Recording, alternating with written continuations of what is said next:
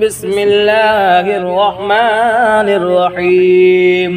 الرحمن علم القرآن خلق الإنسان علمه البيان الشمس والقمر بحسبان والنجم والشجر يسجدان والسماء رفعها ووضع الميزان ألا تطغوا في الميزان وأقيموا الوزن بالقسط ولا تخسروا الميزان والأرض وضعها للأنام فيها فاكهة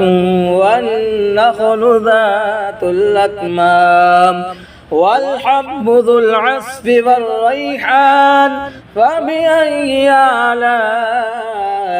ربكما تكذبان